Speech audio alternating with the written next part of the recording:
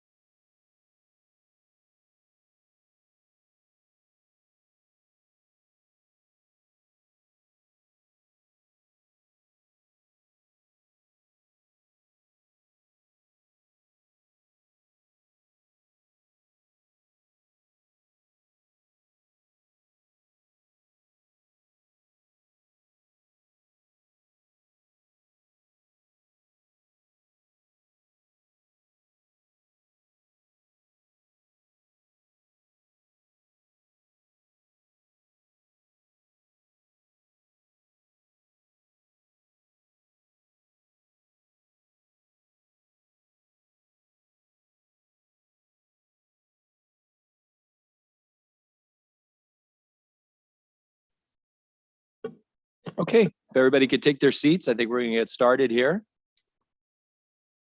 Everybody ready? Okay.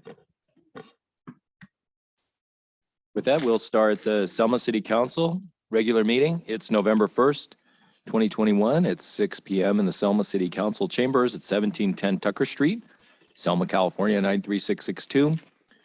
The teleconference phone number is 1-301-715-8592, and the webinar ID is 896-7767-7906, consistent with AB 361 and Government Code Section 54953. This meeting will be held remotely. Members of the public may access the meeting using the information I just gave. When on the phone, if you wish to address council during the public comment portion of the agenda, press *9 to raise hand, and we will select you from the meeting queue. Press *6 to unmute and mute yourself. Our invocation tonight will be led by Pastor Joe Alvarez of the Iglesia Antioquia.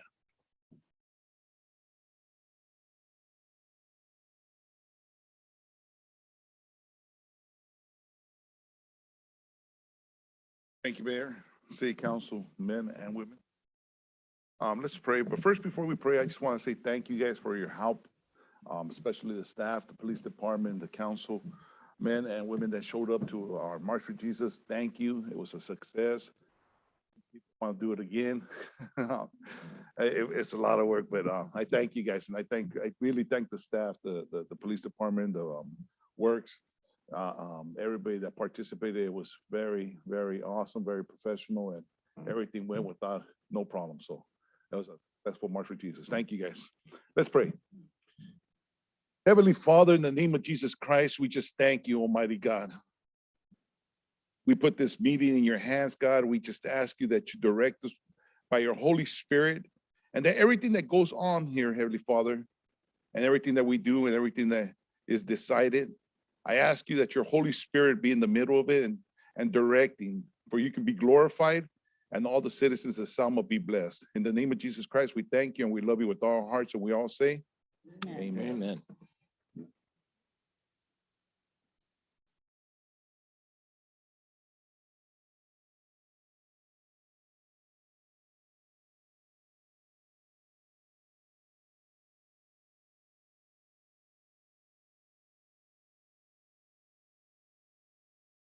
And would you call the roll, please? Councilmember Guerra, Here. Councilmember Mendoza Navarro, Here. Councilmember Trujillo, Here. Mayor Pro Tem Cho, Here. Mayor Robertson. Here. Potential conflicts of interest. Any council member has a potential conflict of interest may now identify the item and recuse themselves from discussing and voting on the matter. Oral communications. At this time, any member of the public may address the city council regarding any item over which the council has jurisdiction. No action or discussion will be taken place on any item brought up during oral communications. Issues raised will be referred to the city manager for review. Members of the public would please limit their remarks to 3 minutes. Tucker, 2411 Country Club Line. And tonight I represent Selma Rotary. And I'm here tonight to thank you, Mr. Mayor, and our city council and the city of Selma for helping us with our 56th annual Selma Rotary Marching Band Festival Parade. And I also wanted to thank our fire department and our police department for coming out and being in the parade.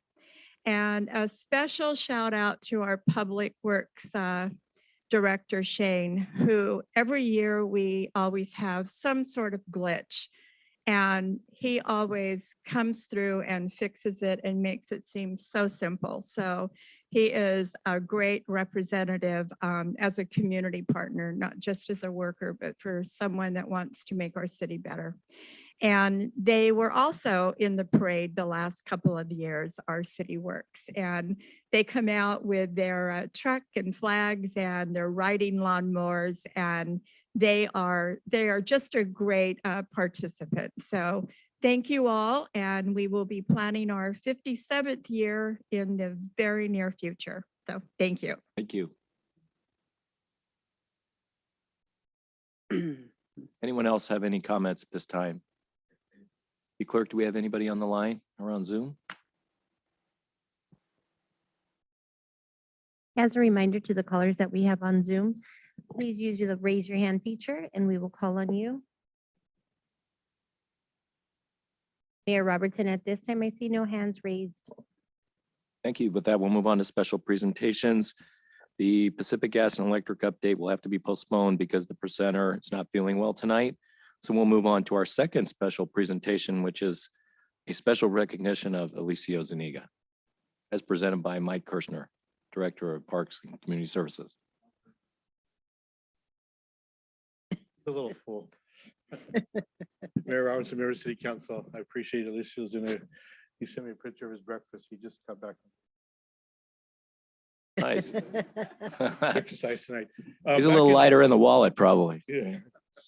Back in August, the American Legion was recognized and work had done at the Lincoln Park Veterans Plaza. And Alicia's grandbaby decided that was the night born. And so although American Legion was here, Alicia could not make it. So I wanted to make sure we give Alicia a certificate, which the mayor has, but a thankful, big thankful. It took almost 3 years. I think you started 3 years ago with the vision of the statues, all the masonry work, the plants and everything around Lincoln Park Plaza, and made it one of the nicest veterans plazas in the Fresno County. I just want to thank him personally. I know Shane Farrell wants to thank him personally, as does City Council.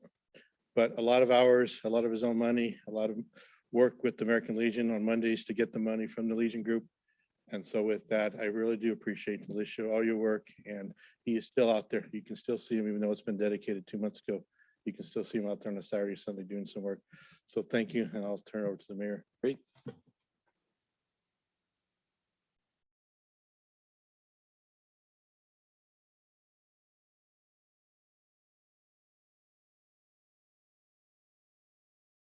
So it actually got started 4 years ago. I remember talking with Alicio. My office came over, we were talking about this, and he's the commander of Post 12, one of the oldest veterans groups in California. And Alicio really had a vision for our park. And we on the city council, it coincided with our vision for our downtown, bringing our downtown back. So it was really a meeting of the minds, a meeting of the spirit.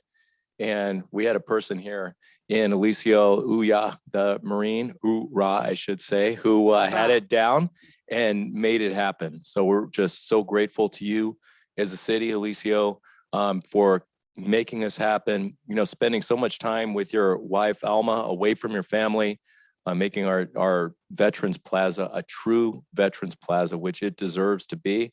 I just remember where it was 2 years ago when you had skateboarders going through, you had people using it for various things, which weren't all that patriotic. And it really wasn't a Veterans Plaza, but it was originally designed as a Veterans Plaza back in the turn of the century. And so finally, with the help of Alicio and with the city council, that vision was fulfilled. And now we have, as the director of Parks and Community Services said, one of the preeminent, at least the best in the South County veterans parks around. With that, I'd like to hand this over to Alicio to say a few remarks for us. I don't want to keep you guys too long, so I know the meetings last sometimes a couple hours. I'd just like to thank the City of Selma, the council, the mayor, the first responders, just the whole community in general. I've been told by several cities in the valley that Selma's got so much potential. Actually, one of the persons I talked to just a couple of days ago, Lorenzo Rios, was saying, he goes, man, you guys, Selma, you guys are the booming. You guys set an example for all these other small communities around the area. Dinuba looking up to Sanger. I get phone calls from them saying, hey, what do you guys got that what do we need to do to get to your guys' level? I go, hey, Selma's got we got a great community, from the council to the mayor. We all gel together. We all keep an open aspect of everything. It's not my way, hit the highway. We all agree on it. And that's what it takes. And like I said, I'm just a servant to the community. I want to make this community better. And it's just the beginning. And American Legion, Selma Post 12, would like to thank just not the city council, the mayor, city manager, just everybody involved that helped out. It's greatly appreciated. God bless America. Thank you. Awesome.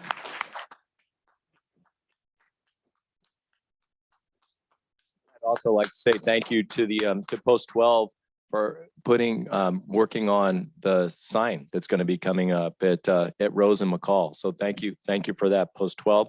With this, I'd like to present you, Commander of Post 12, the Certificate of Appreciation. We recognize you for your hard work and dedication to the Lincoln Park Veterans Plaza. This community is proud of your efforts in making a positive change. Presented this 16th day of August, 2021 by Mayor Scott Robertson, Mayor Pro Tem Beverly Cho, and Council Members Sarah Guerra, Blanca Mendoza Navarro, and John Trujillo.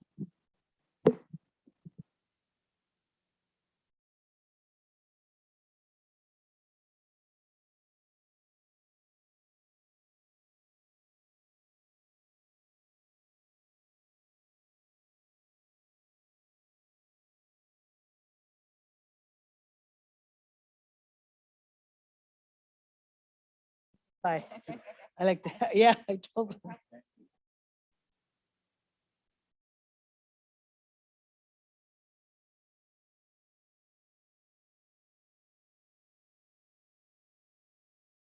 Okay, if anybody else had anything they'd like to say at this time about our Veterans Memorial? All right, come on up.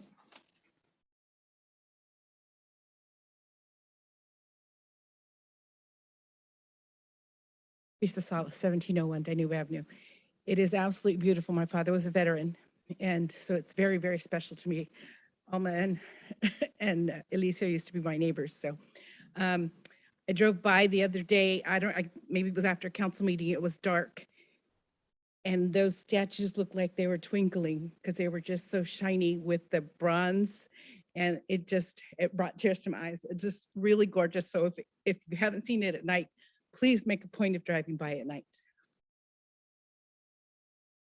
Anybody else? Anybody online? Comment on the phone? Mr. Mayor, if I may. Absolutely, Shane. Director of I Public just- Works. Yeah, I just want to say, I mean, what a pleasure to work with Licio. What a stand-up gentleman. I remember back when we met, like you said, 3 or 4 years ago, and we made a commitment to each other. And I told him, I said, in due time, we'll be standing there looking at this thing and saying we did it, you know, and he was there all the way through, you know, he has been, and he's still there. It's a pleasure to meet you, Alicio. Thank you very much to your post and everybody involved, and hoorah. Thank you. That's a good one. All right. All right, with that, we will move on to our consent calendar. All items listed under the consent calendar category are considered routine. The complete consent calendar will be enacted by one motion by roll call vote. For purposes of discussion, any council member may have an item removed from the consent calendar and made part of the regular agenda. The council can then approve the remainder of the consent calendar.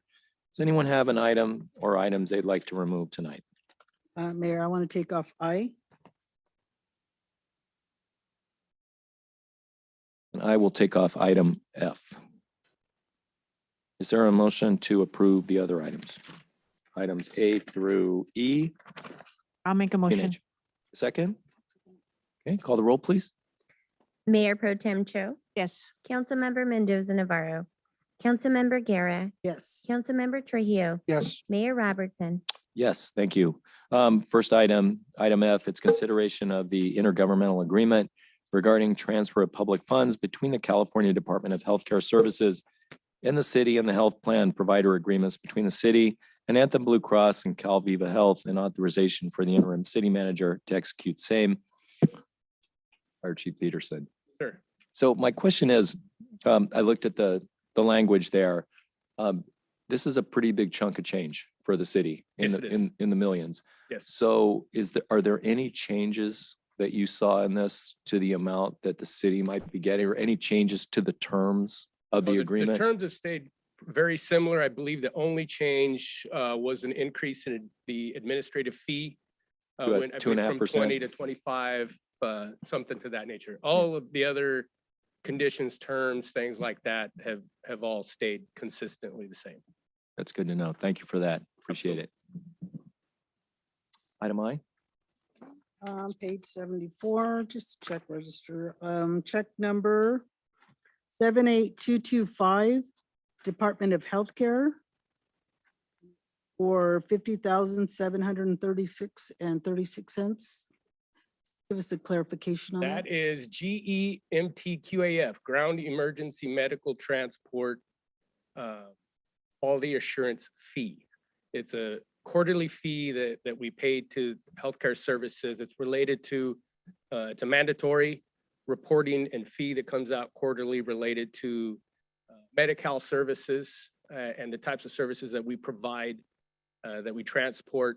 And it's based on the types of calls that you run. So based on these certain calls, we report those calls. And based on that reporting, we are due.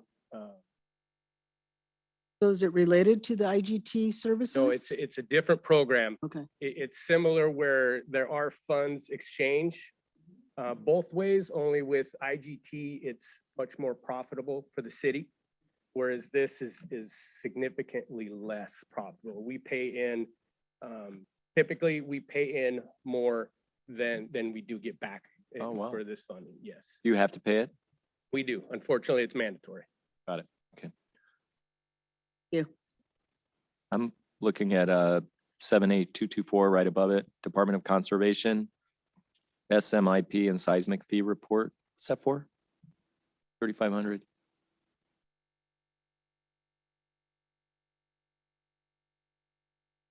Thank you, Mayor. Good evening, Mayor, members of the council. That is a, Deputy City Manager. thank you. That is a ongoing, I believe, quarterly fee that we pay to the state for certain services related to seismic reporting. But if you would like more information in terms of how that fee is calculated, I can certainly get that. I just thought it might be related to the new park or something. That's why I asked. I hadn't seen it before. But if it's just a standard quarterly Standard fee. state fee. Okay. Thank you. Anybody else have anything they want to talk about? Okay, is there a motion to approve items? Items F and I. Is I'll make a motion. there a second? Second it. Call the roll, please. Councilmember Guerra, Yes. Councilmember Mendoza Navarro, Councilmember Trujillo, Yes. Mayor Pro Tem Cho, Yes. Mayor Robertson. Yes. Okay, our first item tonight is a public hearing item. It's a consideration of an ordinance amendment to Section 8 of Chapter 28 of Title 11 of the Selma Municipal Code relating to billboards to increase the maximum allowable face area of billboards, including electronic billboards. The proposed ordinance would also amend requirements for sign placement, design, and electronic display standards within the city. This is the introduction, first reading, and public hearing. Report, please. Good evening once again, Mayor, members of the council. This item is with regard to an application that we received from a private entity, Mr. Jeremy Gregory with West Coast Billboards, which was heard at the previous council meeting. It was requested to be brought back at this meeting for additional consideration. However, we have received comments from outside entities, including another private billboard company who has requested for staff and city council to further continue the public hearing to be able to provide time to provide additional comments. And the other company that requested the extension was Outfront Billboard Company, which has certain assets in Selma as well, and they wanted to have enough time. That will bring it back to council.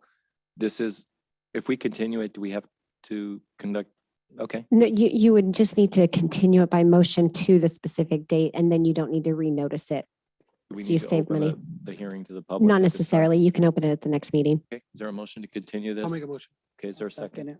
Okay, call the roll, please. Councilmember Trujillo, Yes. Councilmember Guerra, Yes. Councilmember Mendoza Navarro, Yes. Mayor Pro Tem Cho, Yes. Mayor Robertson. Yes, And just to clarify, the motion on the floor was to continue it to the next council meeting. Thank you. you. Next item is consideration of objections to the city's removal of an abandoned sign declared a public nuisance by the Selma City Council on September 20th, 2021. Fernando, you just stay up there. Yep, I'll just stay up. And this item, you might recall that the city council voted unanimously declare the sign that is currently abandoned at 1630 Second Street a public nuisance. One of the requirements for the city to be able to remove that sign is for the city council to direct staff after hearing objections from the public, from the community, giving us that direction to physically remove the sign. Currently, the order to remove the sign is still applicable to the property owner. However, in order for our public works department or a subcontractor to the city to remove the sign, this public hearing is necessary. I believe the applicant, Dave Mendrin, was planning on, not the applicant, I'm sorry, the property owner was going to be online. However, he did come in today. He had a request for the city council. He did pay his application fee for the project that was being planned at the site. I think application fee was $1,000, which he did pay today. And he wanted to make that payment to show the council that he was planning on moving forward with his project, which includes a Valero and a Starbucks at that site. But the council is still very much within your rights to consider giving staff direction to remove that sign. If we bring it back to council, if we continued along with the process and he did continue with his process and develop that, would this be, it looks like that was the incentive he needed at this point to pay the development fee. Could the council do that to keep things, could the council keep things moving along and then rely on this gentleman this property owner to remove the sign or abate the nuisance himself? The city attorney could correct me if I'm wrong, but I believe if the council decides to either continue this hearing indefinitely or to a certain date, the order to remove the sign would still be applicable to the property owner. This hearing and this resolution would just give us permission as city staff to move forward with the removal ourselves. However, it's a matter of enforcement. So if the property owner doesn't remove the sign because we want to give him more time to move forward with this project, that's certainly something that is at the discretion of the city at the code enforcement department. Could we approve this with the stipulation that if he does not follow through, we could just keep on? We've already taken care of the work. If he does follow through, we just don't do it. And the So reason why you're asking if you could approve the resolution, but stay enforcement of it for however length of time, 30, 60 days.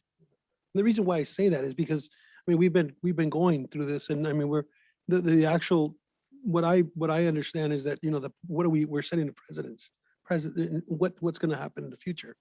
So I think that, that's my only opinion. That's my question. Could we approve this with the understanding that if he doesn't follow through, even though he's paid, could we still take it down? I believe that is within your rights. Yeah, and I don't recall anything in the municipal code that would prohibit that. You've given him fair notice.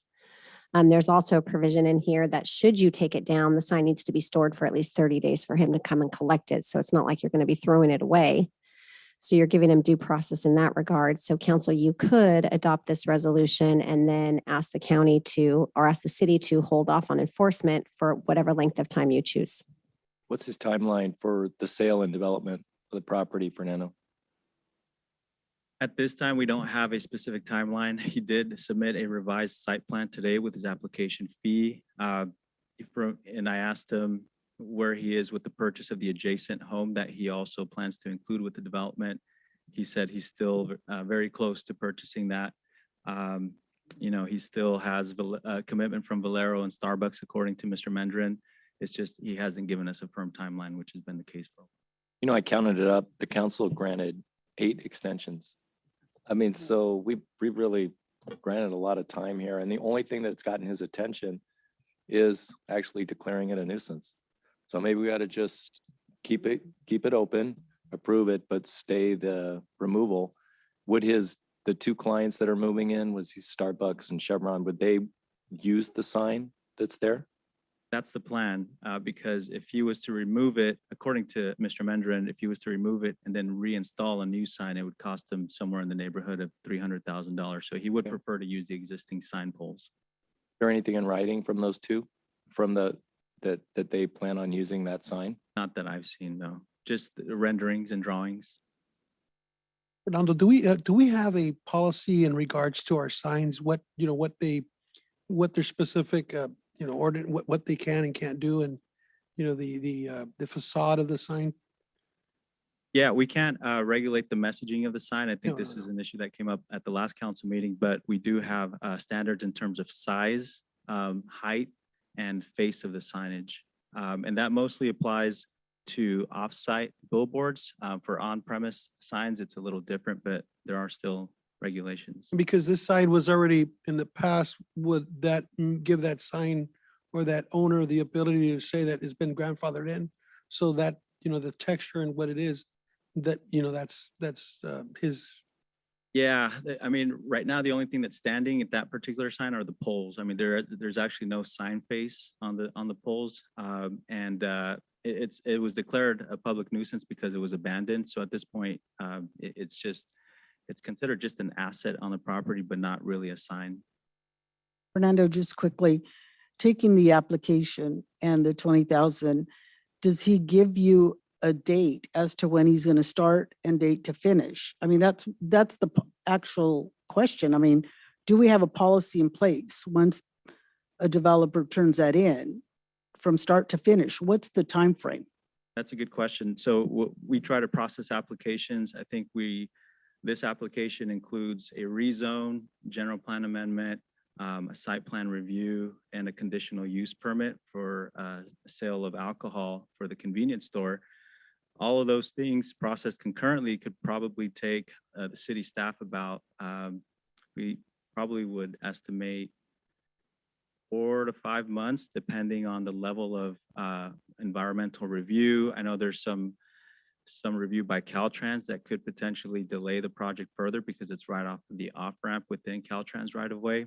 But at the end of the day, after our review time has lapsed, it really depends on the applicant to be able to move it forward. I mean, we can issue building permit. We can get to the point where we can issue building permits and he can sit on them for as long as he'd like until, you know, they expire. So at the end of the day, the physical development of the project depends on the owner. What would your recommendation be? I think it would be wise to still adopt it and stay the enforcement and give us the authority to do that. And then we can come back at a later date, maybe in 3 months, when we've had enough time as staff to review the application and move forward with the process. And then we'll see at that point how much closer he is to actually moving forward. Because that's the goal, right? To turn it into an asset for the city of Selma. And if it can be used that way, that's a good thing with a business that comes in.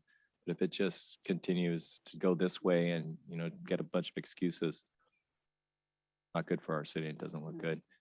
With that, this is a public hearing item. I'd like to open the matter to the public. Would anybody like to weigh in on this topic? Do we have anybody online or on the phone who would like to say anything? As a reminder to the callers on the line, please use *9 to raise your hand or use the raise your hand feature. We will add you to the meeting queue.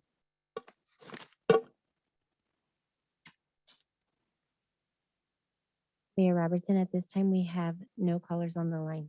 Thank you. With that, we'll close the public hearing, refer the matter back to the city council. Is there any further discussion, or is there a motion for this item? I have a quick question. Did Mr. Mandarin indicate why he didn't come the last time? No, he didn't. You know, I know he travels a lot, and most of the time when I speak to him, he's in a different city. But I really can't speculate as to why he didn't attend. He had said something, you know, why he didn't attend, because he had been here every single time, and then this last time he wasn't here. So. No, yeah, he didn't indicate, but he did come in person today. And I asked him if he was going to attend the meeting, and he said he would. So, but we did send him a Zoom invite as well. But he did.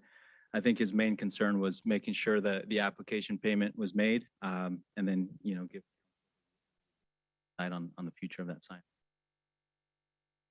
I mean, I think that's positive first step, but it's only a first step, and I think we need to keep the pressure on. Is there a motion to continue this item and for the city to continue to work with Mr. Menrin on the enforcement? I think that was Your the recommendation. deputy's recommendation. That's correct. I'll make a motion. I'll second it. Call the roll, please. So before you do that, how long is the stay that council's looking for? Is it what Fernando recommended, the 90 days? That was a 90-day recommendation, correct? 90 days would be adequate. Okay. Okay. I'll make the motion to grant the 90 days extension. Second that. Councilmember Guerra, Yes. Councilmember Mendoza Navarro. Yes. Councilmember Trujillo, Yes. Mayor Pro Tem Cho, Yes. Mayor Robertson. Yes. Okay, our last public hearing item tonight is a consideration of a fee waiver request and, excuse me, appeal of home occupation denial from Andrea Fairbanks. Andrew, did you want me to take this item? Okay. Members of the council, mayor, we are bringing forth an item for your consideration with regard to a home occupation permit, which Ms. Andrea Fairbanks, who is in the audience tonight, she was hoping to start a doula service from her residence. And what a doula service is a non-medical caregiver that assists with in-home births. But she also provides services, end-of-life care services, non-medical. And our process for issuing home occupation permits is to notify the adjacent 6 neighbors within the residential zone. And if we get a objection from any one of those neighbors, then by the letter of the law, the permit has to be denied. And that was the case with Ms. Fairbanks' application. We did receive one objection from a neighbor, and he cited foot traffic concerns. We did explain to the gentleman that there was no projected foot traffic because Ms. Fairbanks would be visiting other people's homes rather than her customers coming to her home. But he did come in within a 10-day appeal period or 10-day objection period to submit his objection in writing, so we had to deny it. Currently, that put Ms. Fairbanks in a tough position on not being able to start her business, and she wished to appeal the decision under the Selma Municipal Code that the fee to appeal a staff decision related to home occupation permits is $1,600, about $1,635. And she indicated to us that she was not able to pay that mostly because she didn't have a business operating and wasn't earning the fee. And so Ms. Fairbanks did actually, if you may recall, attend a couple of city council meetings,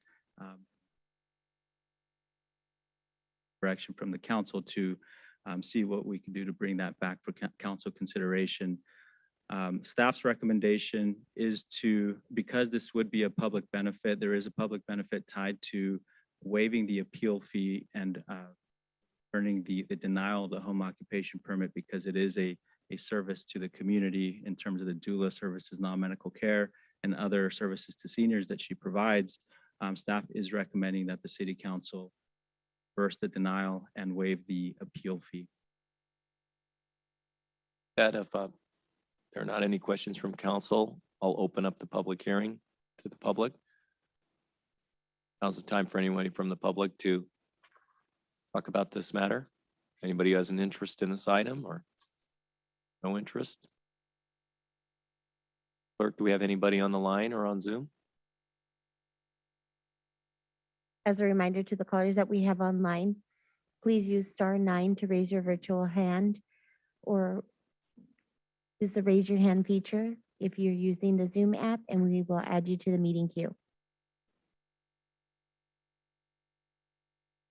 Mayor Robertson, at this time, I have no callers wishing to speak at this time. Okay, that will bring it back, close the public hearing and refer the matter to city council. Is there any discussion or any comments anyone on the council would like to have at this moment? I just have a quick question. Just to clarify, Fernando, you mentioned you did speak to the individual that denied the request or has an issue with it. And you clearly explained to him that she's not bringing clients to the home, that there's not going to be that foot traffic. So he was informed about that. Is that correct? That's correct. Several staff informed him of that, both verbally and in writing. And so he still has an issue that there's going to be foot traffic there? Yes, and in fact, when we sent the public notice for this public hearing that we're conducting today, he called again to express his concerns. And he actually indicated that he would be here in person, but I'm not aware that he is. But his concern stood. Foot traffic. Yeah, so to me, this seems like the objection itself is not factual. It's not based in fact. It's based on just someone arbitrarily not wanting someone else to have a home occupancy permit, which I don't think is the reason or the way the spirit of the ordinance reads. It's more to let the neighbors know, and if the neighbors have an objection that's factual and that's actually something that would impede the quality of life for the neighbors, then yes, that objection should hold sway. And I think that's the problem here, that it was never rooted in fact. At the same time, I think that there should be a follow-up and, with at this premises, a check if the city council does grant the waiver, just to make sure that just to confirm there is no foot traffic there. Just to do the city's due diligence. Because that objection was not based in fact, and because it was, in my opinion, an error, I don't think that the applicant should have to pay the appeal fee either. I think the home occupancy permit should have been approved in the first place, just because there was no valid objection to Ms. Fairbanks receiving that home occupancy permit. If I may add, this circumstance has alerted staff to a deficiency within our zoning code and our municipal code, really, that I think we're going to take this opportunity in rest through our zoning ordinance update to make sure that, objections like this that are not based in fact don't hold up entrepreneurship and our legitimate business. That's where I was going to go with this. We've all discussed in our council that we do see a lot of deficiencies in our zoning and what we got going on. So because of that, and of course we're here, we want commerce, we want people, we want services that will, some people take heart to what services are offered, but for other people that have a dilemma, that's actually a good service that they actually need. So because of that, I'm in favor of it, and I'm also in favor of waiving the fee. Okay.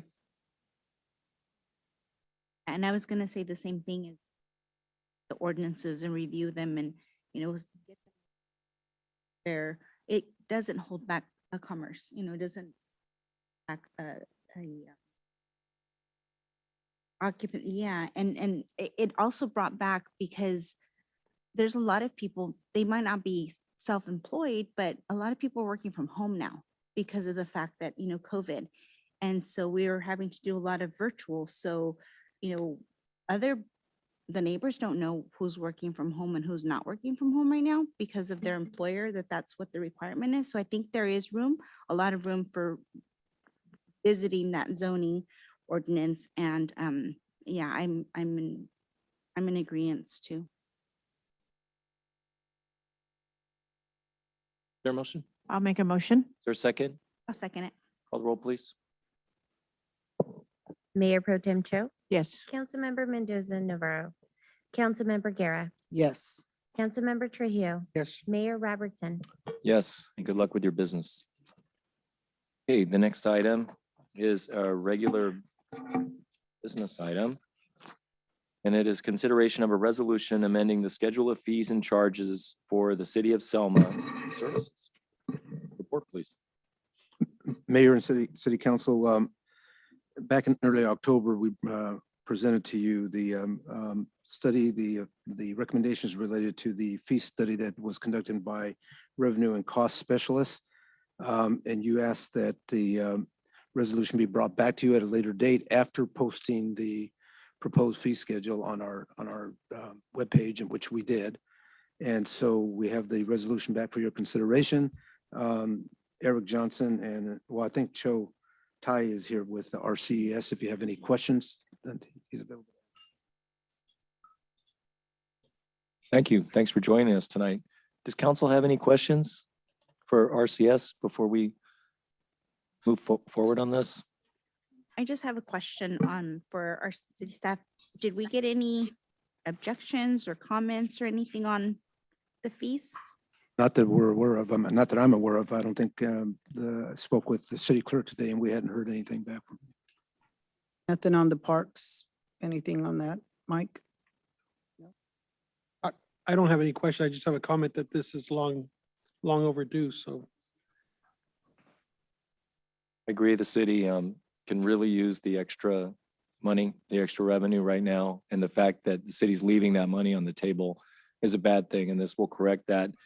I did have just, not a concern, but the Pioneer Village, the rental fees will change a little bit, and the Arts Center will change a bit. Will that have any dampening effect? It's going to go from $350 to $500 per 4-hour show rental. Will that have any effect on participation or rental?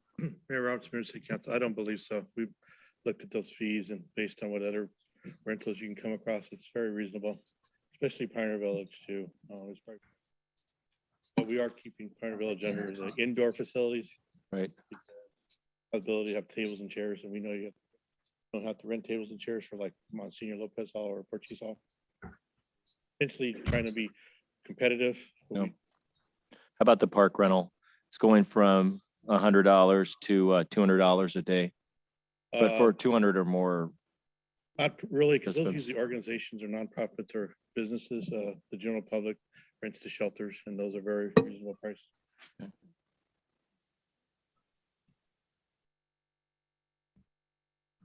And then the special events permit, that's not Pioneer Village. That's just a special event for one of the parks. Is that correct?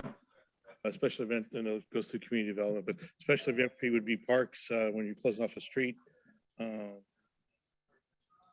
Does it look like it went, I'm sorry, I apologize. There's a minor events, $80 per permit. And then it goes from that to $670 an event on private property or $945 on city property. What kind of events are we talking about they would need a permit for like that? It's for special events. The special events is based on the size of the event. So your special event, small one is going to be like your book giveaway or your backpack giveaways like the school district did at the park. Okay. Your large events like the Raisin Festival, when you're lots of people, concerts, attendance is up high, security, police department, fire department need to be involved. But it says event on private Private property. property. So what's that all about? If you're using a parking lot for an event, you still have to get a special event. Okay, so this is all based on city property though. It's not based on someone having a big birthday party in their backyard. No, this is only on a special event where the general public's invited. Probably the public easiest way. way to decipher this is if the general public's invited, then it requires a special event. If it's at a private home and it's just invitation only or a personal party, then no, that's not required. Gotcha. Last question, police report copy. It's gone from $15 per report to refer to copy print fee. Do we know what that's going to be from now on? The police report fee? RCS folks? Yes, it's about 10 cents a page, 25. It's the standard citywide copy cost. And we'll find it exactly. Okay, so there won't be a minimum anymore. Correct. Okay. All right, thank you.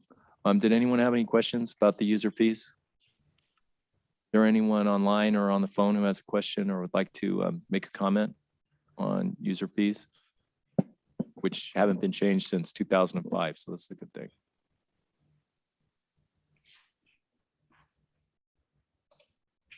As a reminder to the callers that we have online, please use your raise your hand feature and we will add you to the meeting queue, or if calling in, please use *9.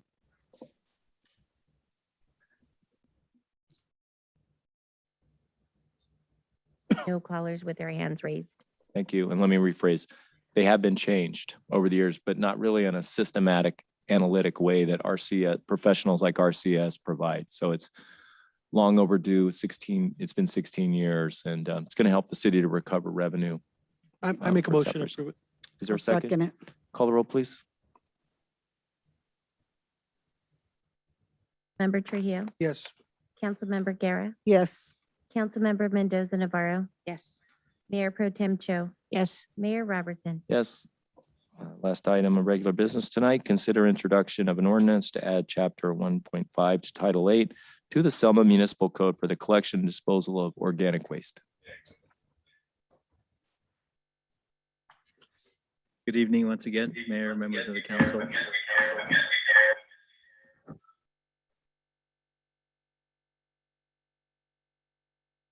This item before you is with regard to SB 1383. Liz Gomez from Waste Management had previously provided a presentation to the City Council about this new mandate from CalRecycle from the state of California that is going to require organic food waste collection.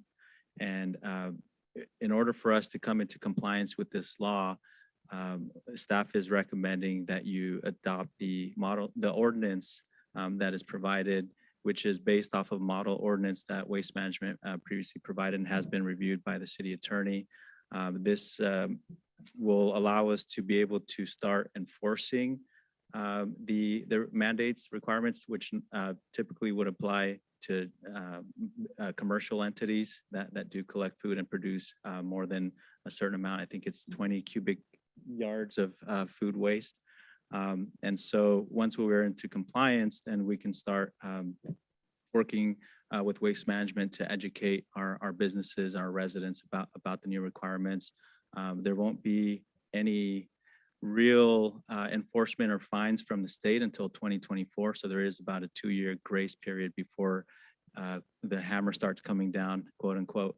So I think for us to introduce the ordinance, which adds chapter 1.5 to title 8 of the Selma Municipal Code for the collection and disposal of organic waste. The staff is recommending that action by the council in order to bring us into compliance.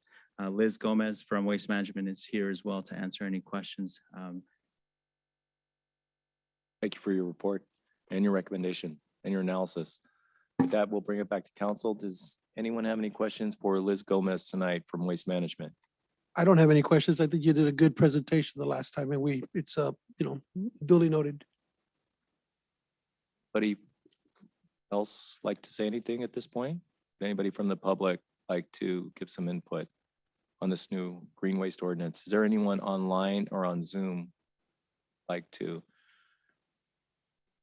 topic? I do see we have a hand raised, caller ending in 314. Unmute your line by pressing *6.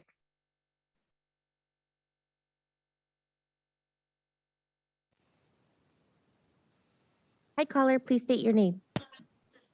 Good evening, Council, Mayor. This is Michael Rivera with Waste Management. I'm sorry, I'm just having technological issues in the background. I have no issues with the remarks made.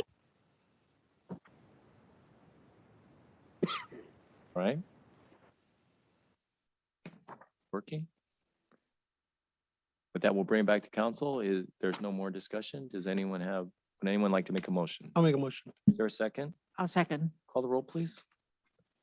Councilmember Trujillo, Yes. Mayor Pro Tem Cho, Yes. Councilmember Guerra, Yes. Councilmember Mendoza Navarro, Yes. Mayor Robertson. Yes. We'll move on to departmental reports. Interim City Manager Jimenez. Yeah, I just would like to, Mayor and City Council, formally introduce 2 individuals that are working in the Finance Department right now on a temporary basis. That would be Carlos Sanchez. He's the Interim Finance Director. Carlos has over 40 years of public sector finance experience, so he's helping us out as the Interim Director. Then to his left is Emily Boyd, also a retired finance director, and I brought her on temporarily as a finance specialist, and together they're handling the day-to-day operations of the finance until we're able to conduct a new recruitment. Thank you. Thank you and welcome. Welcome. That will move on to our city attorney. Nothing to report, Mayor and Council. Community Development Director, Deputy City Manager, Santiago. Yes, thank you. Just one reminder for our November 12th workshop with regard to growth and development. That's going to be at 1:30, and we're hoping that everyone on the council and the development community can attend. Have you extended invitations to all the many developers who are working on projects in Selma? We are working on that. We do have confirmations from several of them. Great, Thank you. that'd be good. Okay. We get our report from our interim finance director?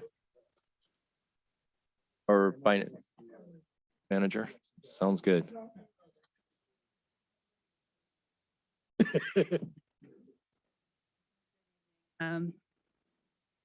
Members of the council. This is the first quarterly report for the fiscal year 20. This is a summary. of the City's financial position at the end of the quarter. Financial plan. Budget, which is an estimation of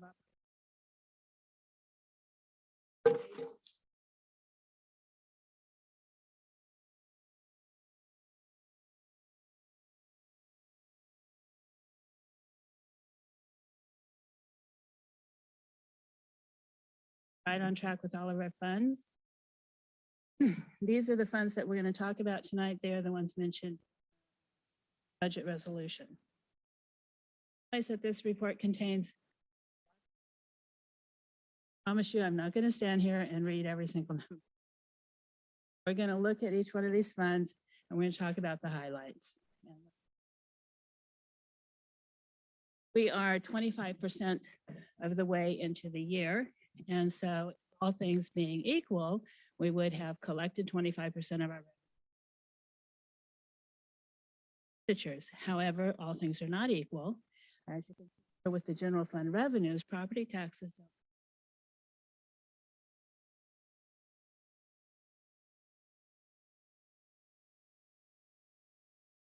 Actual numbers showing up there in the property. Sales taxes typically are received 2 to 3 months behind. So the number that you see in there is only our July.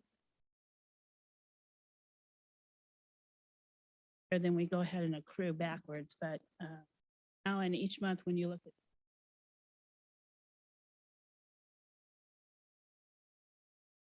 also franchise fees, most of those are collected quarterly.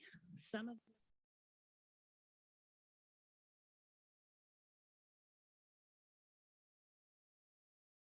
transfers in are budgeted reimbursement to the general fund for operating costs from other. The revenues tend to be more evenly received.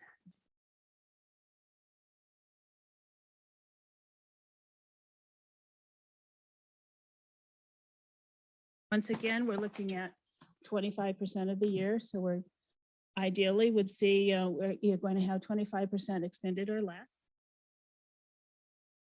Estimates. Administration line there in council, city attorney, city manager, human.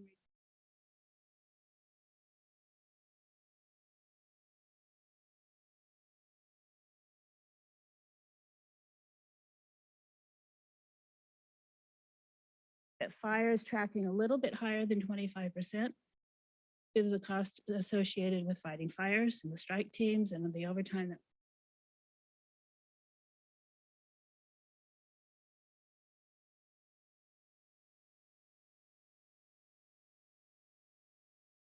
Not that we have a budget for it, but is our legal costs in the general fund expenditures, where do you put those? the legal costs are in that are related to the general fund are in that administration line. Administration. With the city attorney and all the other outside legal counsel would be.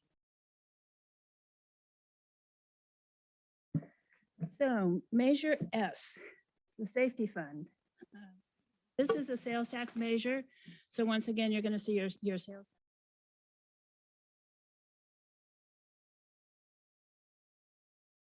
Nothing to be concerned about.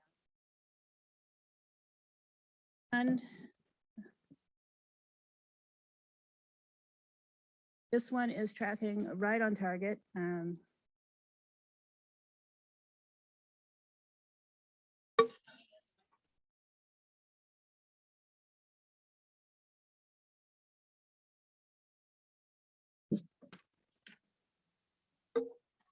Our ambulance fund revenues in this fund program, and they've not yet been received this fiscal year.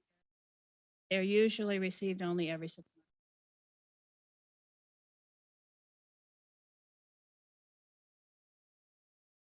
Which fund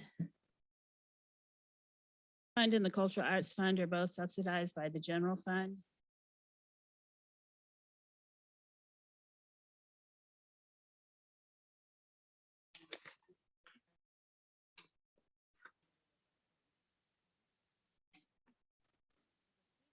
Certainty over, the potential for continued COVID closure.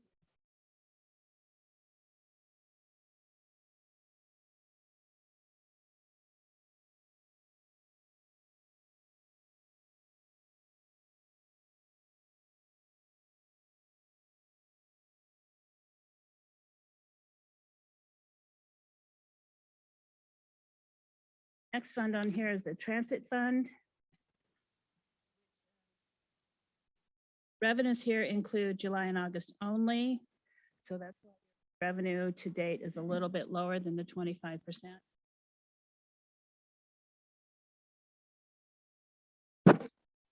Garbage services.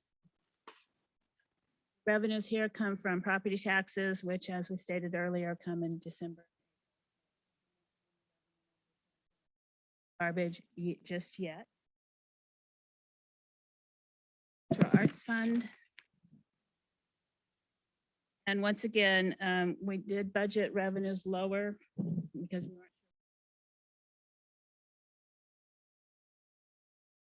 now reopened, and we anticipate.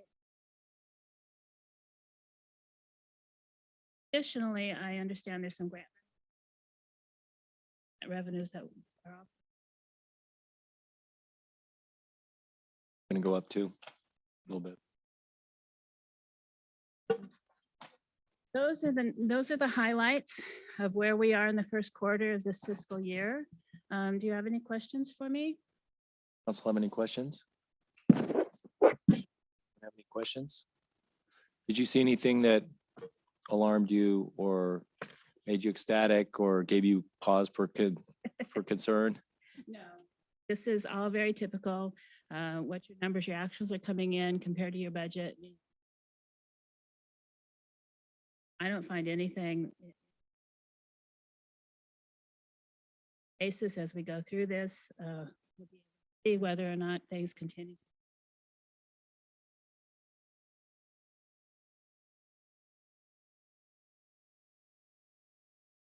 Our next quarter, well, the numbers are definitely going to look different because we're going to have that revenue that comes in or, yeah.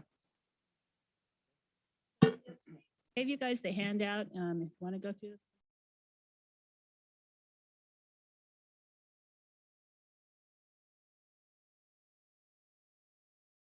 Will do. Thank you for your report. Thank you. With that, we will move on to our Public Works Director, Shane Farrell.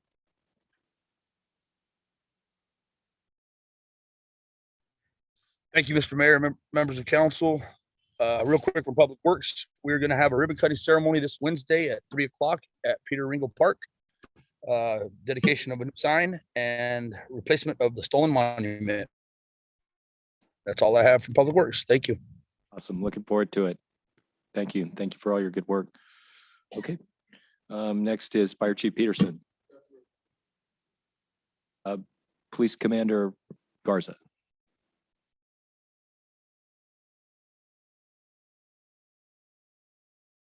Good evening, Mr. Mayor and City Council members. I'm Commander Rene Garza from the Police Department. I have several items to report, but I promise I will breeze through this as quickly as I can. First of all, I do want to start with, I believe everyone received our staffing levels report. Is there any questions regarding that before I move forward with my other items? It would have been the staffing report that I emailed on Friday. Just had one question, Commander. First of all, I want to say thank you for this report. Thank you for the crime statistics. That's exactly what we need as stewards of public safety in our city. This really helps us to talk with our citizens about a topic that's, in my opinion, our number one priority. With all the new PD officers, we get a pinning ceremony. Is there going to be a pinning for the new officers upcoming? Yeah, so typically, traditionally, when the officers do get sworn in, we do what's called a soft swearing in, where it's just the city clerk and the chief or myself and city staff will attend. And then after that, following, we do a public swearing in where the family of the officers are invited. But because of COVID, we've kind of stayed away from that. I would say the past 7, 8 officers, even probably more, we just have had a soft swearing in. But because everything has opened up, I think we're gonna have to, we will start moving forward with the public swearing in. You'll bring that back and have a pinning ceremony for all those that missed it due to COVID. Yes, and we actually have 3 in backgrounds right now. So hopefully, sorry, there's a flight. So hopefully, we at least get a few of those candidates through the background, and then we can swear them in. Good, thank you. Welcome.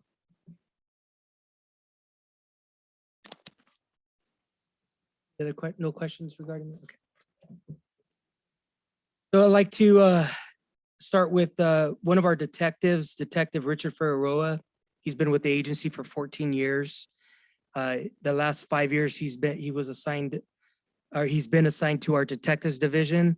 He was honored as Officer of the Year by the Reedley Elks Lodge last Tuesday. So that was a huge accomplishment for Detective Richard Figueroa. I do plan on bringing him here in the near future for a council meeting so he can be publicly recognized. Second on my list is if you're not aware, there was a traffic collision. There was a vehicle that crashed into the Selma Police Department Sallyport over here on Mill Street last Wednesday. Fortunately, there was no injuries. There was a vehicle that was traveling westbound on 3rd Street and a second vehicle that was traveling eastbound. And each of those vehicles basically clipped each other and caused one of the vehicles to lose control and crash into the city light pole, crash into a fence. Luckily, he didn't go into the house, and they came out the side of the fence, went from in front of the fence to the side of the fence, and then crashed into our police department. And it actually crashed into the fire hydrant that was parked, or I'm sorry, that's in front of the Sallyport, which absorbed most of the impact. So that was a good thing, because if not, that vehicle would have been inside of our Sallyport, and then our operations would have been disrupted. But luckily, no one was injured. Vehicle was damaged, totally damaged, unfortunately. But like I said, no one was injured. And we do have the company who built the police department is giving us an estimate on that damage. Those were 2 PD vehicles that were involved in that accident? Or No, 2 they were civilian vehicles. Okay. There was no staff was involved in that collision. Commander Garza, is that the second accident that's happened there at the Sallyport? I don't recall. I just know of one, unless there was one prior to me Remember there was being one at the out. beginning. Yeah, I'm not sure. I can look into that though. I'd be curious about that.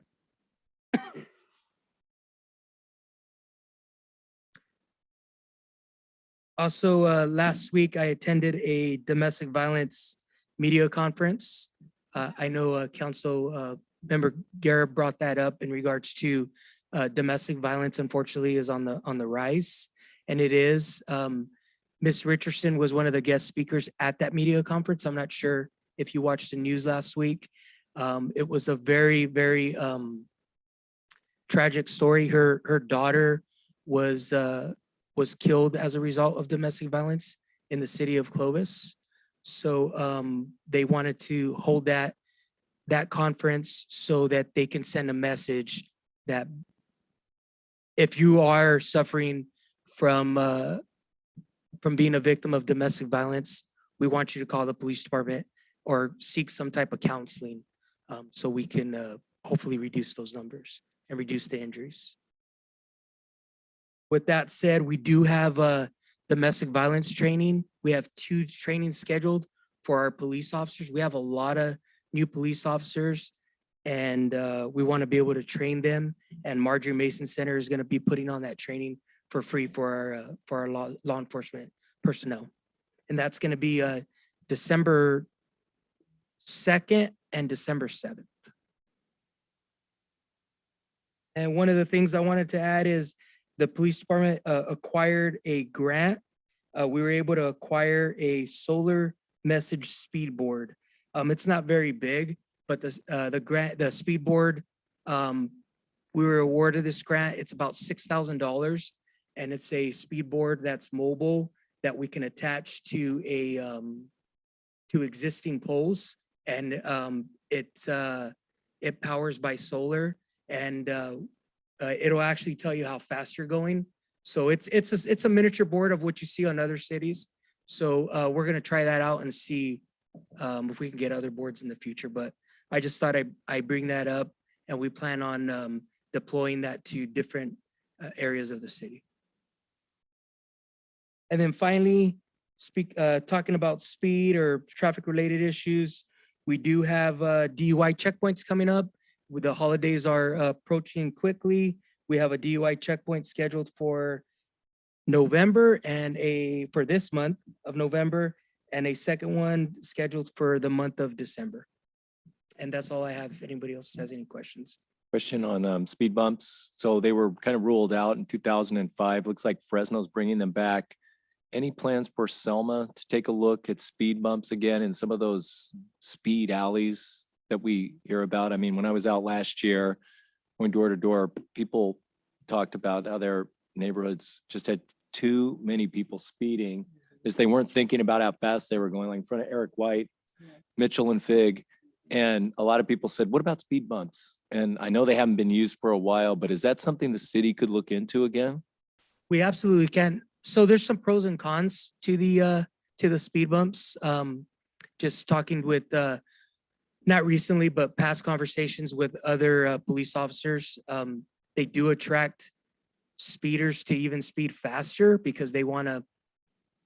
Yeah, so you have its pros and cons just like anything else, but it's something that we can definitely look into. Wright Street is another one that's really bad too.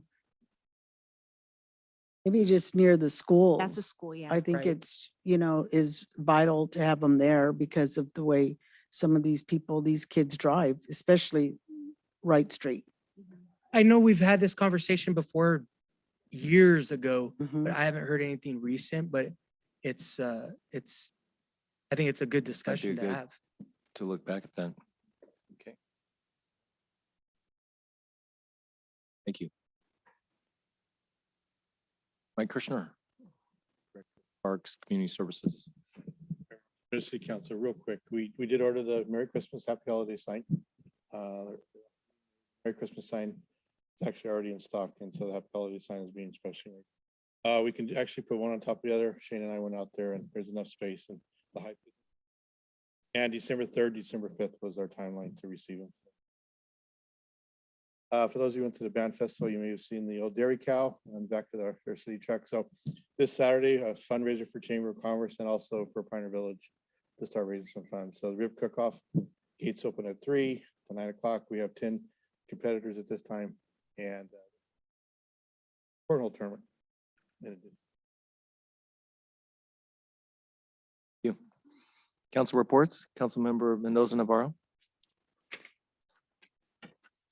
I have a few things here. I attended the March for Jesus event with Pastor Joe's church, Iglesia Antioquia.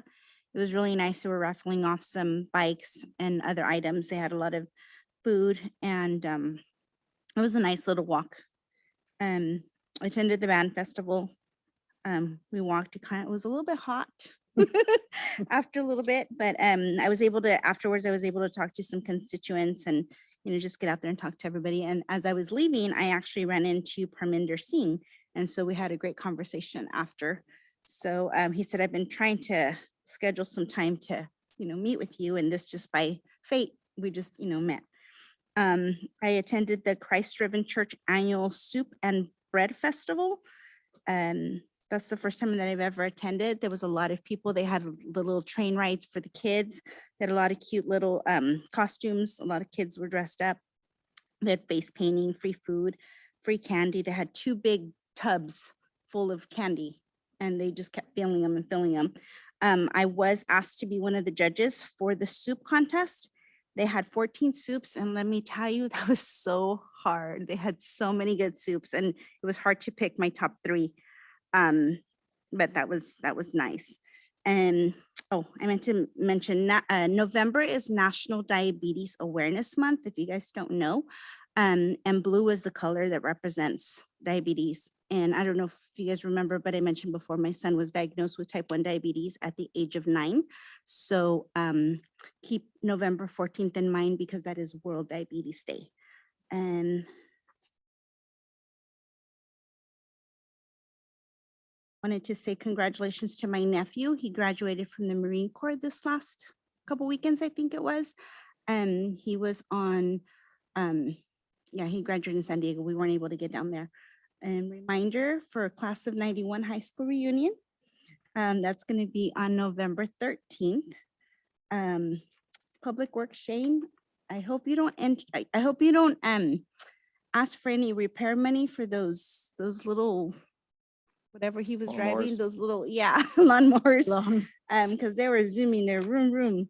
My husband did participate in the fall disposal. Oh, she left already. And it was actually a really good experience this time for the fall, the garbage disposal.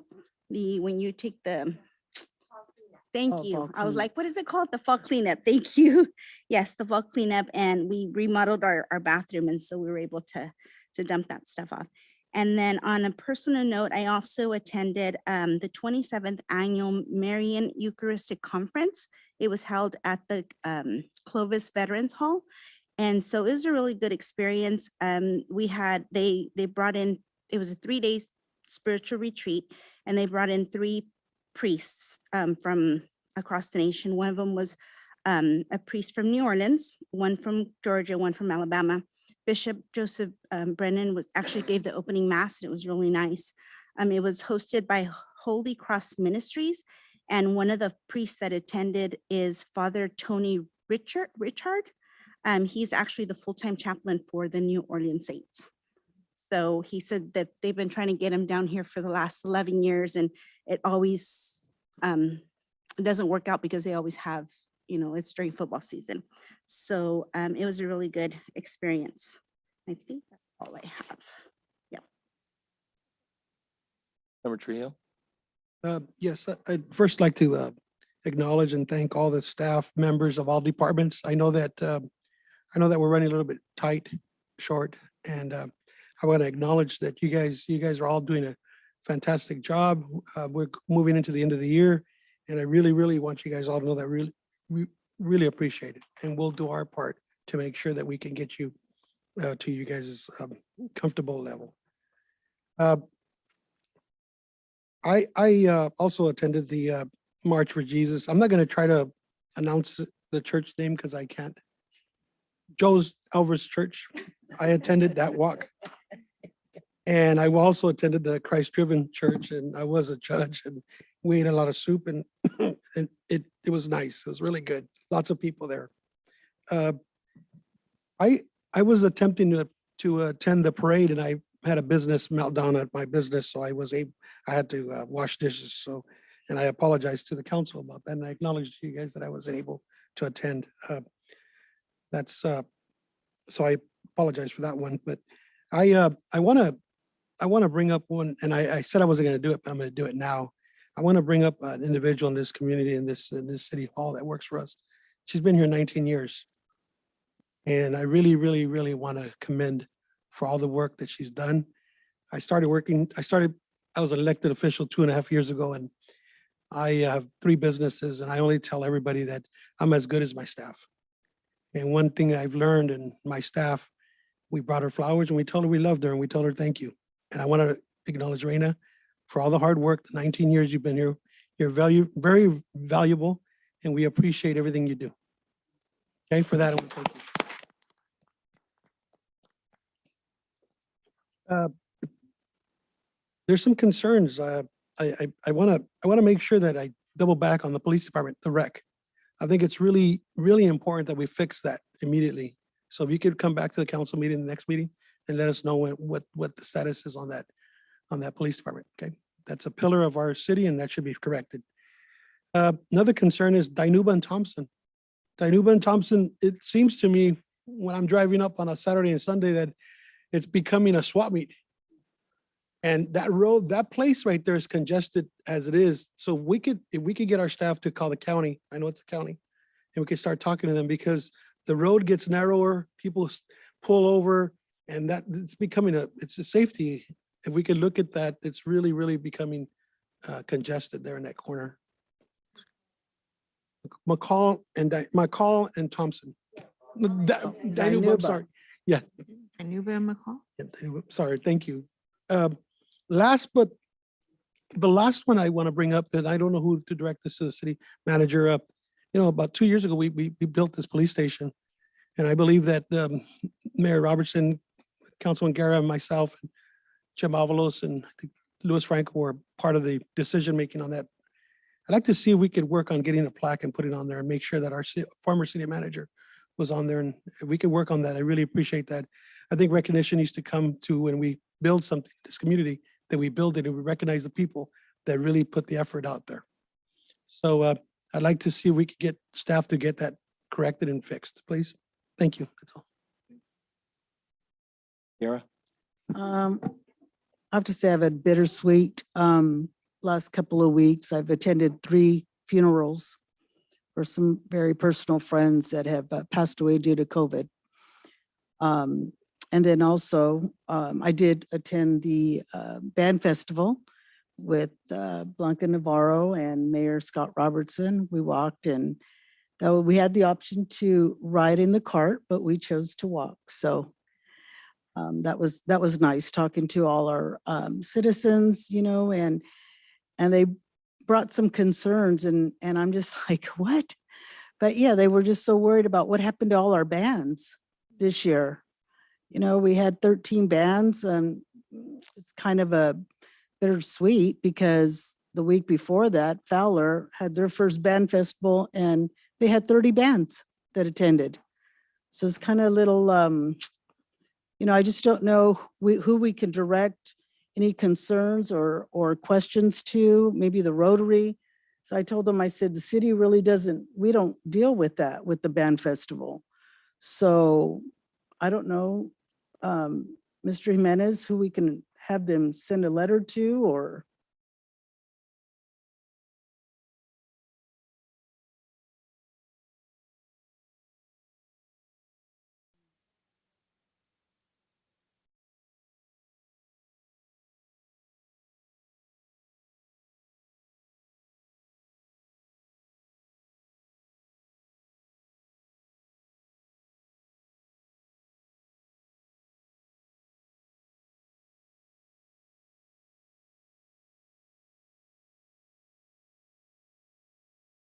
And some of them have had difficulties being able to get together and practice. Most of the bands that we spoke to that weren't here this year that normally are, plan on coming back and hoping that this coming year will be better for them to be able to practice. So, we were lucky to have the high school bands that we did due to to COVID issues. So apparently there's a lot more junior high bands that are out there and we're able to practice more. I don't know, but our parade, it's mostly just high school bands that go out then and do the field show as well. Right. So I thought it was a really great parade for having come back after not doing a parade last year.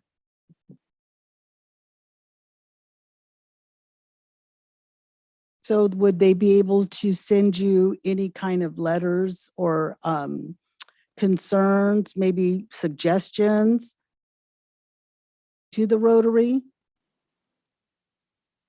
The citizens, because there was quite a bit that were concerned. Okay.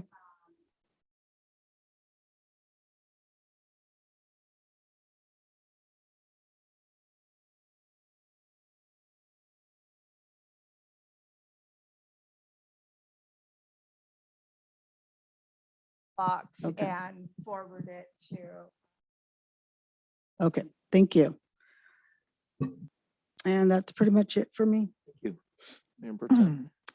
Yeah, I'd like to congratulate Raina also for her long term here for the city. Thank you so much. Thank you, the staff, for everything they do. On that note, on the Rotary, I heard there was another event happening at Fresno State that day for bands. Did you hear that one? That takes the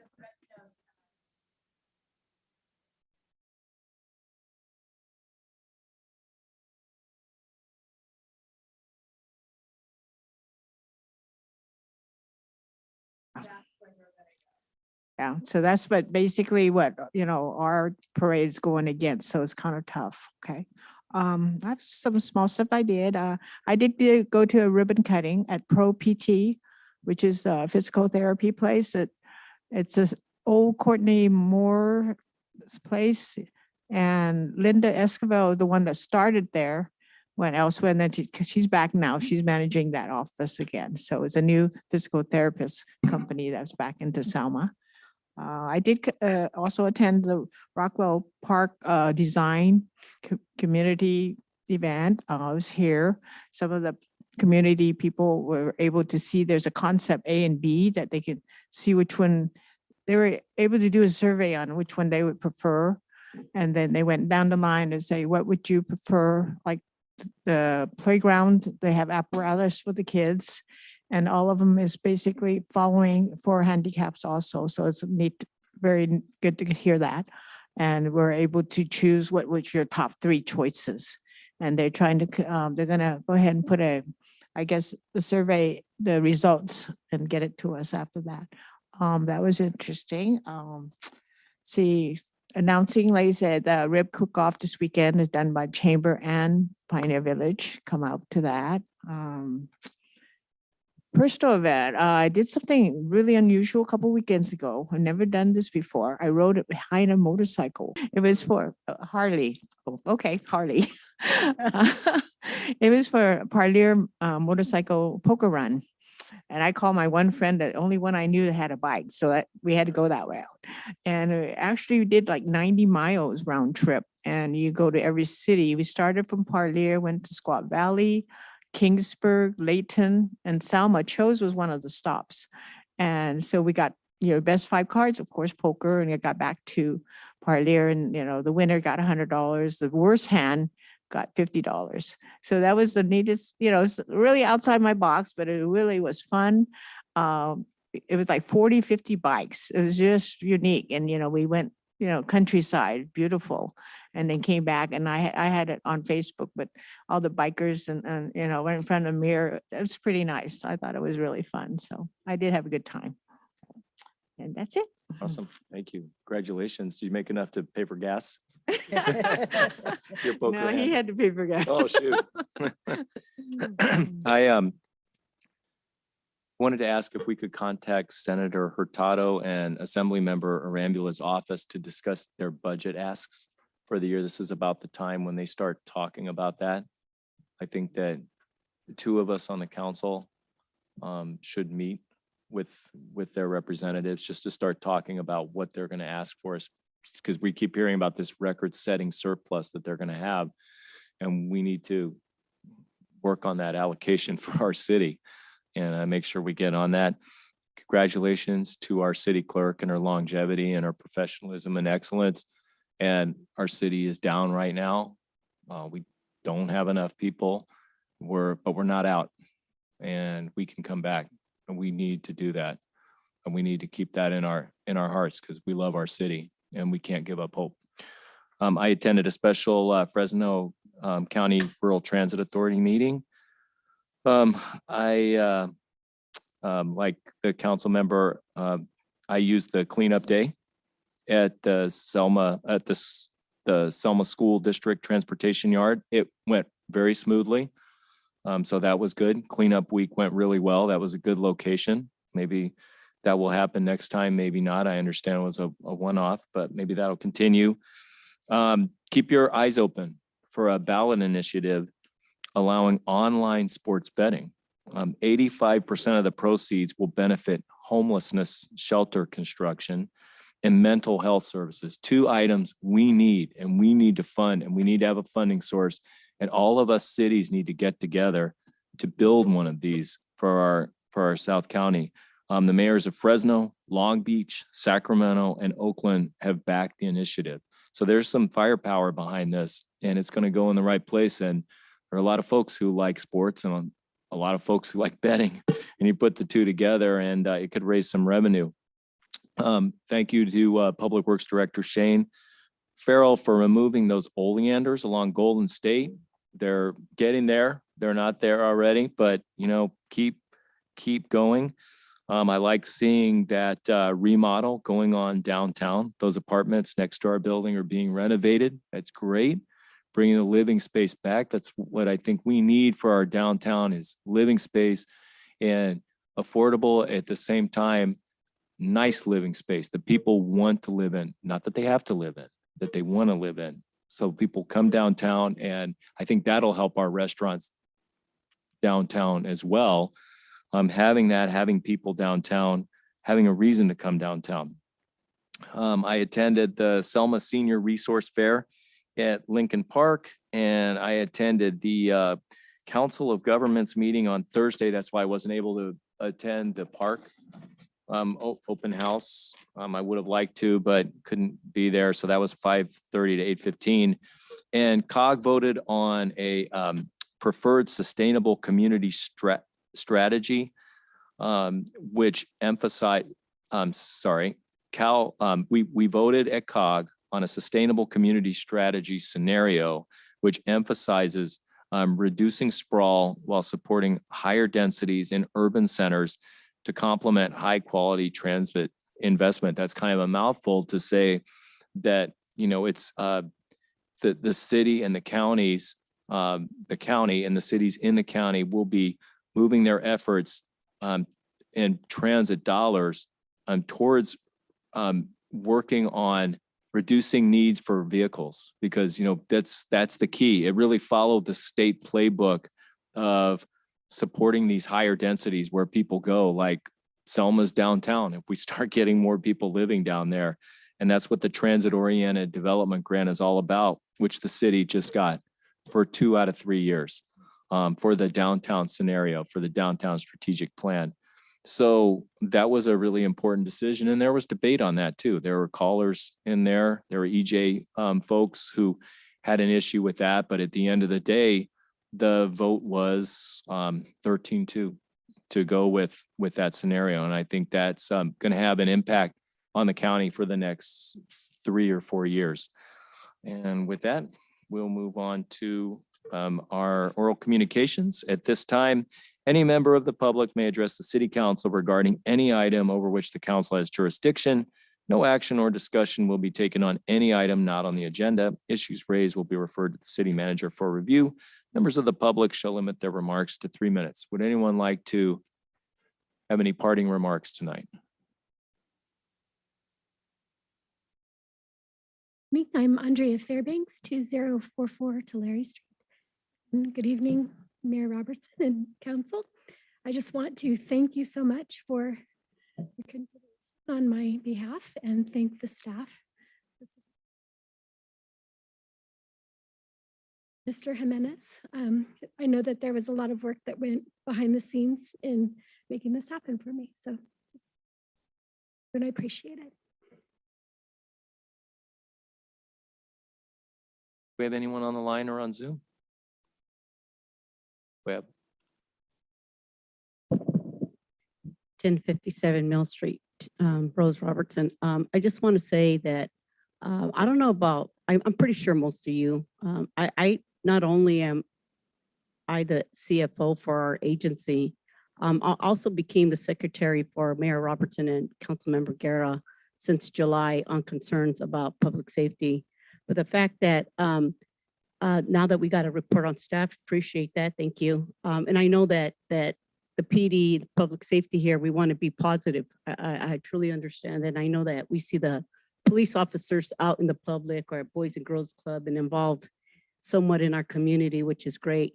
But I think on the pinning, that's really important. Us citizens have every right to know who our new officers are going to be. So maybe, you know, I understand with COVID, maybe we could do a video that, you know, that all citizens can see, or we have a beautiful Veterans Plaza out there. We could do it outside, you know, be very careful with public, with the COVID. And, you know, we could be a little creative if we need to, just so we citizens can feel safe as well and get to know who these new officers are as well. So I think that's very important. Another thing I like to thank Kingsburg, Sanger, Reedley, and Parlier.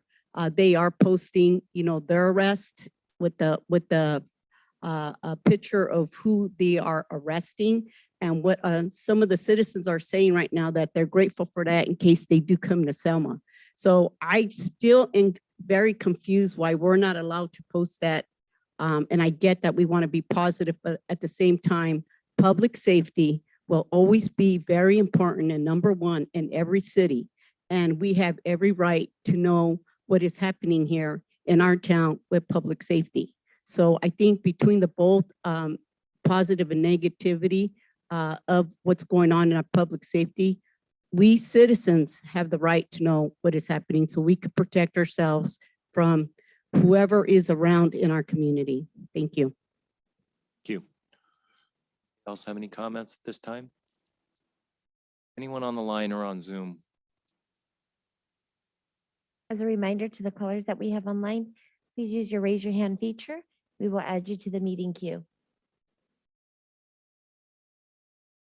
Mayor Robertson, at this time, I do not see any hands raised. Is there a motion to adjourn? We're adjourned.